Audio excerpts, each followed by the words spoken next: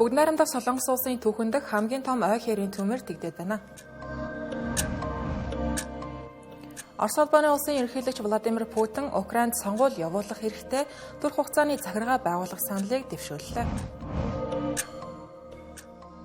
Орос улбаны улсын гадаад хэргийн яамнаас НАТО болон Орос улбаны улсын хооронд мөргөлдөөн дэгдэж болзошгүй талаар анхаарууллаа.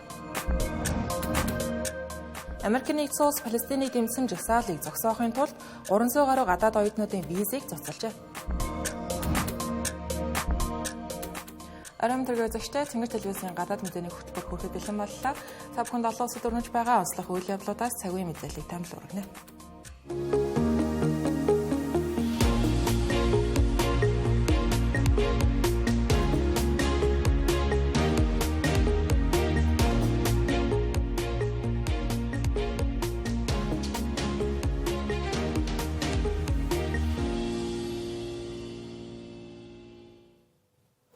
Өмнөд Солонгос улсын түүхэн дэх хамгийн том ой хэрийн төмөр тэгдэд байна.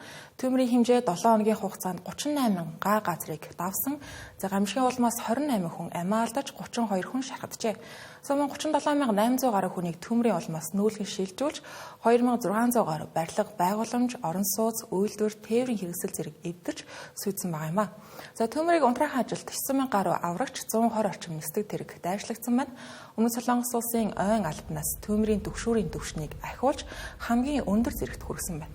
За маргааш бороо орох төлөвтэй байсан ч Өмнөд Солонгосын ойн албаны дарга им сансол ойролцоогоор 5 мм-ээс бага хэмжээний бороо орох тул төмрийг унтраахад хангалттай нөлөө үзүүлэхгүй гэж мэдээлсэн байна. За хохирогчдын тухайд лав гарагт төмрийг унтраахаар ажиллаж байсан нисдэг тэрэгний нисгэгч мөн 4 гал сүнөөгчд нас барсан байгаа. Дэг одоо төмөрт хамгийн их өртсөн газруудын нэг болох Чонгсон торших. За Жуван ууланд томоохон хэмжээний гал гарсан байна. За Жуван уулын ойролцоох буддын сүмд ажилчид чулуун сувраг болон бусад байгууламжуудыг галаас хамгаалах материалаар бүрхэж гал сүнөөгчд ойр орчмын бүсийг усаар шүршиж байна. За төмөрт хамгийн хүндээр нэрвэгдсэн газруудын дунд Андон хот, Түүнтэй залгаа, Уйсон, Санчон, Улсан зэрэг хотууд орж байна. 5 гаргийн орой хүчтэй салхины улмаас галын цар хүрээ нэмэгдэж болцошгүй гэж үзэн Андон хотын 2 тосгонд нүүлгэн шилжүүлэлт хийх тушаал гарсан байна. Үүнд 14-өөс 15 дугаар зууны үед байгуулагдсан ЮНЕСКОгийн өвд бүртгэлтэй Хахой ардын тосгон байрладаг Пунчон тосгон багтсан байна. Мөн Жирэ ууланд ойрцсон төмрийн улмаас аялагчд тус газрыг орхихыг зөвлөсөн байна. Өнгөрсөн 7 хоногийн төмөр хорон сууц үйлдвэрүүд төдийгүй түүхэн барилгуудад ихээхэн хэмжээний хохирол учруулсан байна. Уйсан хотох Гонса хийдэд байсан 30 барилга байгууламжаас 20 шатсан. За эдгээрийн дунд 1668 онд гол дээр баригдсан павильон хэлбэрийн барилга, 1904 онд байгуулагдсан Жусон улсын үеийн хааны дурсгалт байгууламжууд гэх мэт улсын хамгаалтанд байдаг өнөдүүд байсан байгаа юм. Солонгосын ойн албанаас ойн төмрийн төвшүүрийн түвшинг хамгийн дээд зэрэглэлд хүрсэн байгаа. За энэ орон нутгийн цацаг гарагааг онцгой байдлын багуудаар нэмэгдүүлэх, ой парк руу нэвтрэх хяналтыг чангадах, цэргийн ангиудыг бодит буудлагын сургуулилд хийхгүй байх зэргийг зөвлөх юм а. Өмнөд Солонгосын гамшигаас хамгаалах төвийн орлогч дарга Ли Хангён пүрэв гарагт болсон уулзалтын үеэр за эдгээр ойн төмөр бол бидний өмнө үзэж байгаагүй уур амьсгалын хямралын бодит байдал гэж мэдэгдсэнийг Юнхой агентлаг уламжилжээ. За мэргэжлүүдийн үзэж байгаагаар дэлхийн уур амьсгалын дулаалал нь төмөр, үер, ган ачиг, хар салхи, халалт зэрэг гамшиг улам бүр нэмэгдүүлж олон хүний айманд хүрч жил бүр олон тэрбум $1 хохирол учруулж байгаа талаар хэлж байна. Орос улбаны улсын ерөнхийлөгч Владимир Путин Украинд нэгдсэн үндэсний байгууллагын тусламжтайгаар түр захиргаа байгуулж сонгуул зохион байгуулах саналаа дэвшүүллээ. За тэрээр шинэ сонгуул зохион байгуулснаар урт хугацааны энхийн гэрээний хэлэлцээг эхлүүлэх боломжтой болно гэж үзсэн байгаа юм. Үүнийг нь Америк нэгдсэн улсын талаас Украиний сонгуулийг украинчууд өөрсдөө шийдэх ёстой гэж үзэн хязгаасан байна. Орос улбаны улсын ерөнхийлөгч Владимир Путин Мурманск хотод айлчлах үеэр Украинд сонгуул зохион байгуулах ажлыг хариуцсан түр хугацааны захиргаа байгуулах тухай саналаа дэвшүүлсэн байна. Энэ талаар Орос улбаны улсын төрийн мэдлийн хэвлэл мэдээллийн агентлагууд мэдээллээ. Тэрээр уг санаачилгааг Америкийн нэгдсэн улс болон Европын улс орнуудтай хэлэлцэн гэдгээ мөн хэлсэн байна. Энэхүү түр захиргааг байгуулах гол зорилго нь ардчилсан сонгуул явуулж ард түмний итгэлийг хүлээсэн засгийн газрыг бий болгох, үүний дараа урт хугацааны энхийн гэрээ байгуулах асуудлаар яриаг хэлэлцээ эхлүүлэхэд оршин гэлээ. Владимир Путин өнгөрсөн сарын ихээр Украин улсын ерөнхийлөгч Володимир Зеленскийг ардчилсан сонгуулиар сонгогдсон хууль ёсны ерөнхийлөгч биш тул хоёр улсын хооронд энх тайвны яриаг хэлэлцээ хийх боломжгүй гэж үзэж байгаагаа хэлж байсан. Угтаа бол Володимир Зеленский 2024 оны 5 дугаар сард албан тушаалаас бууж Украин улсын сонгуулийн ерөнхий ороо дараагийн ерөнхийлөгчийн сонгуулийг зохион байгуулах байсан хэдий ч үндсэн хууль заасан дайны нөхцөлд сонгуул явуулахыг хориглох тухай заалтын дагуу сонгуулийг хойшлуулсан байдаг. Володимир Зеленскийн хувьд дайныг дуусгаж энх тайван тогтсны дараа ерөнхийлөгчийн албан тушаалаас бууна гэсэн байр суурьтай байгаа. Мөн энэ оны ихээр Украин улсыг НАТОд элсүүлэн гэвэл ерөнхийлөгчийн албан тушаалаас буугад бэлэн байгаа гэдгийг хэлж байжээ. Владимир Зеленский Орос улбаны улсын эрх баригчдыг энх тайвныг эрэлхийлэх бус харин ч мөргөлдөөнийг сунжруулж байлдааны төр завсарлага тогтоосон үед нэмэлт нөхцөл тавих, Украины эрчим хүчний байгууламж болон бусад иргэний дэд бүтцэд дайралт хийх замаар дайныг зориудаар удаашрууллаа гэж буруутгаж байна. Тиймээс Владимир Путиний төр захиргаа байгуулж сонгуул зохион байгуулах тухай санаачилгааг Украины талаас хүлээн авах хэсэг нь эргэлзээтэй. Мөн Владимир Путиний саналыг Америк нэгдсэн улсын үндэсний аюулгүй байдлын зөвлөл нэгцааж Украины засаглал ямар байхыг зөвхөн украинчууд өөрсдөө үндсэн хуульдаа нийцүүлэн шийдэх ёстой гэдгийг хэллээ. Франц улсын ерөнхийлөгч Эммануэль Макроны санаачилгаар Украинд дайн дууссаны дараа энхийг сахиулах хүчин байршуулах асуудлаар Европын улс орнууд Парис хотноо чууллаа. Үүнтэй холбогдуулан Орос улбаны улсын гадаад хэргийн яамны хэвлэлийн төлөөлөгч Мария Захарова НАТОгийн цэргүүд Украинд ирснээр НАТО болон Орос улбаны улсын донд мөргөлдөөн дэгдэж болцошгүй гэдгийг анхааруулсан байна. Тэрээр Украинд цэргүүд эрх ажлыг энхийг сахиулах нэрэн доор Украинд цэргийн тусламж үзүүлэх хөндлөнгөөс оролцох гэсэн оролдлогоо гэж тодорхойлсон байна.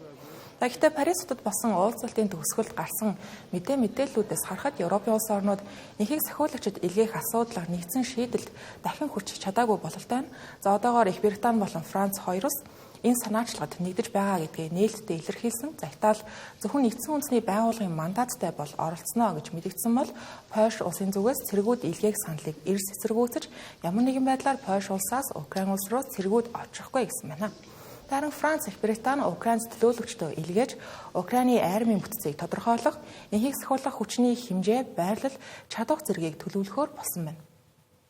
Хэдийгээр Орос улбаны улсын талаас уг санаачилгааг эрс эсэргүүцэж байгаа хэдий ч Эммануэль Макроны хэлснээр энхийг сахиулагчид фронтын шугамд байрлахгүй харин нэгдсэн үндэсний байгууллагын энхийг сахиулагчид эсвэл бие даасан ажиглагчид гал зогсоох хэлэлцээрийн хэрэгжилтийг хянах бол Европын орнуудын цэргүүд Украины газар нутгийн төв хэсэгт байрлаж Орос улбаны улсын довтлогооноос сэргийлэх үүрэг хүлээнэ гэсэн байна. Эммануэль Макрон уулзалтын үр дүнд Америк нэгдсэн улсын ерөнхийлөгч Дональд Трампд энэхүү үр дүнгээ уламжилна гэдгийг хэлж байгаа хэдий ч Дональд Трампын зүгээс энэ санаачилгад тодорхой байр суурь илэрхийлээгүй хэвээрээ байна. Уулзалтын үеэр яригдсан бусад тусламж дэмжлэгүүдийн тухайд Европын удирдагчид Украинд үзүүлэх зэвсгийн тусламжаа нэмэгдүүлэх амлалт өгсөн. Мөн Оросын зарцсан хөрөнгөөр баталгаажсан зээл олголтын ажлыг урагшлуулахаар тохиролцсон байна. 5 гарагт Орос улбаны улсын талаас барууны орнууд хориг арга хэмжээнүүдэд цуцалбал харт тэнгист гал зогсоох боломжтой гэж мэдээлж байсан. Энэ тухайд Европын улс орнууд Орос улбаны улсын эсрэг эдийн засаг болон санхүүгийн хориг арга хэмжээнүүдийн эдгээр хориг арга хэмжээнүүдийг цуслах цаг нь хараахан болоогүй байна гэж уулзалтын төгсгөлд дүгнсэн байна.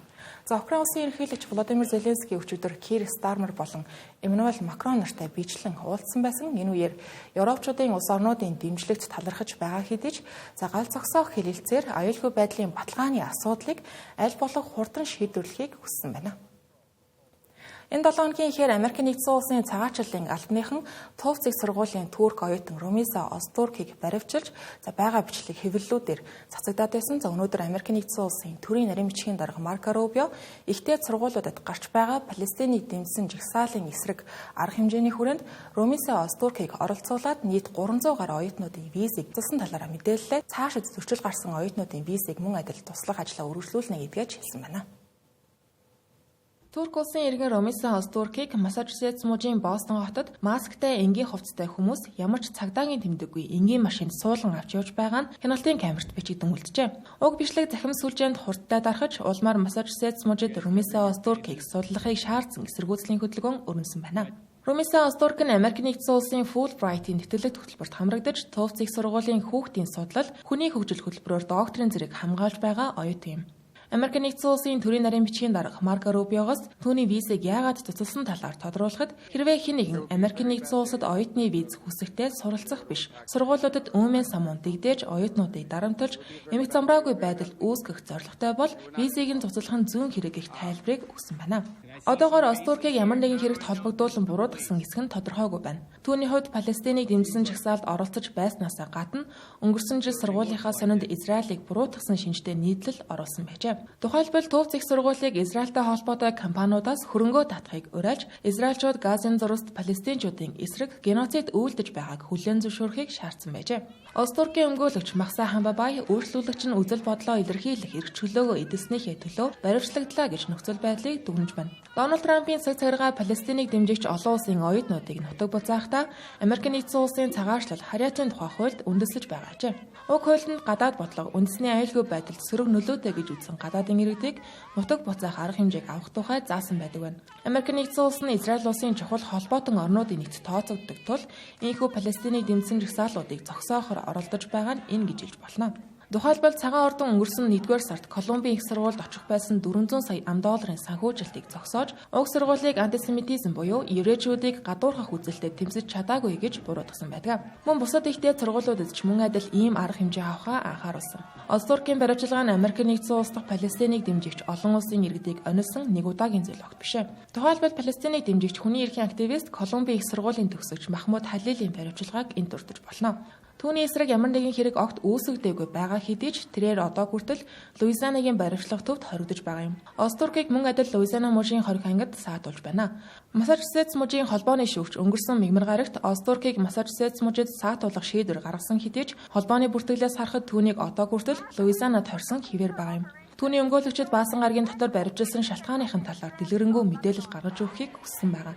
Америк нэгдсэн улсын Сенат Массачусетс мужийн ардчилсан намын гишүүн Элизабет Warren энэхүү баривчилгааг хүний эрх чөлөөг боомлсон ноцтой алхам гэж шүүмжилжээ.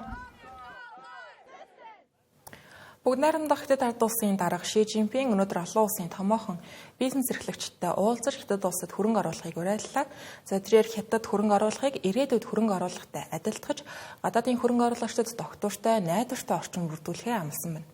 Тухайлбал Хятад улс төрийн худалдан авалтын тендерт гадаадын компаниудын оролцоог нэмэгдүүлж ижил тэгш боломж бүрдүүлнэ гэдгээ хэллээ.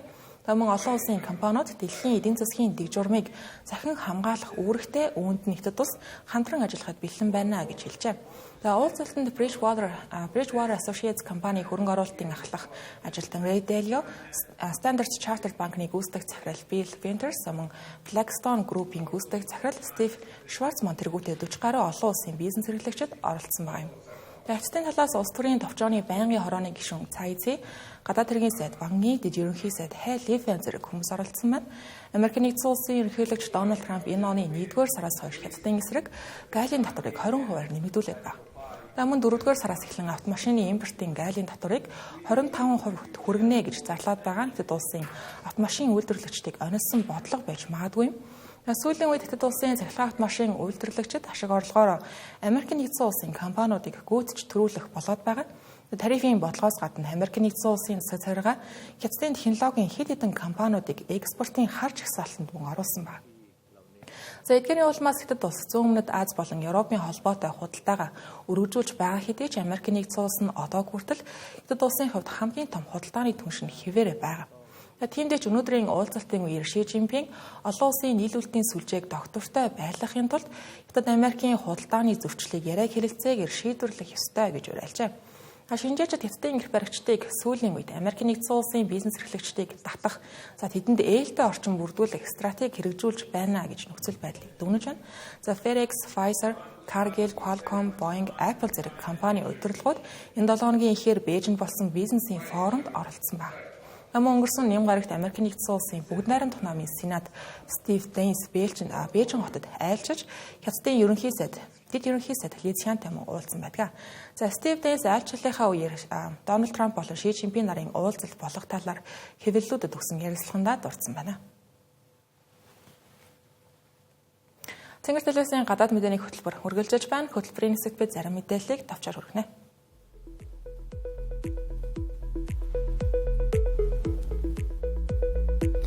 Энэ Энэ 7 хоногт Газын зуруусын хойд болон төв хэсэгт олон зуун палестинчууд чагсаж, Хамас бүлэглэлийг Газын зурусаас гарахыг шаардсан жагслаа. Израилийн засгийн газар уг жагсаалыг дэмжиж байгаагаа илэрхийлсэн байна. Хамасын албаныхан иргэд тайван жагсах хэрэгтэй ч гэлээ ийм үйл явдлыг улс төрийн зорилгоор ашиглах эсвэл Израилийг палестинчуудын олон жилийн турш туулж байгаа эзлэн түрэмгийлэл мөргөлдөөн шахан гаргалтын гол буруутанд биш мэт харагдуулах ордлого хийх ёсгүй гэж мэдгдсэн байна. Өчигдөр НАТОгийн ерөнхий нарийн бичгийн дарга Марко Рюте Литва улсад цэргийн сургуультанд оролцож байсан Америкийн нэгдсэн улсын сурвалгүй алга болсон 4 цэрэг нас барсан гэж мэдгдсэн. Үүнийг өнөөдөр НАТОгийн хэвлэлийн төлөөлөгч нар залруулж, эрен хайх ажиллагаа үргэлжлэж байгаа талаар мэдээллээ.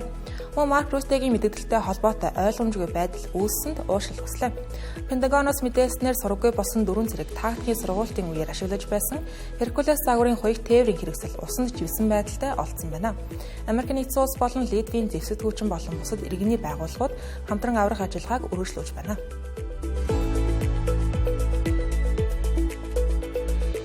Америкийн нэгдсэн улсын ерөнхийлөгч Дональд Трампын импортын автомашинд 25% галлын татвар ногдуулах шийдвэрийн улмаас олон улсын автомашин үйлдвэрлэгчид ихээхэн хэмжээний хохирол амсах төлөвтэй байна. Европын автомашин үйлдвэрлэгчдийн холбооны ерөнхий захирал Сигрид де Врис тарифын улмаас зөвхөн олон улсч биш, Америкийн нэгдсэн улсын автомашин худалдан авагчид мөн адил хохирохыг хэлж байна. Мөн Канадын авто үйлдвэрлэлийн салбарын үйлдвэрчний эвлэл Дональд Трампын шийдвэрийг хурцаар шүүмжилж, ерөнхий сайд Маккарник шаардлагатай хариу арга хэмжээ авахыг уриалжээ.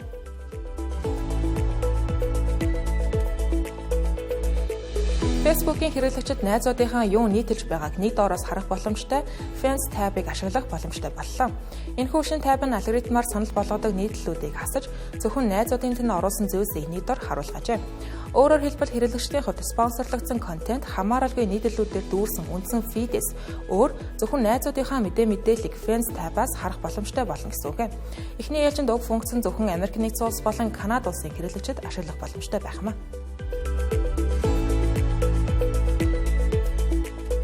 Цэнгэр телевиз гадаад мэдээг үзүүллээ. Анхаарлаа хандуулсан явдал баярлалаа.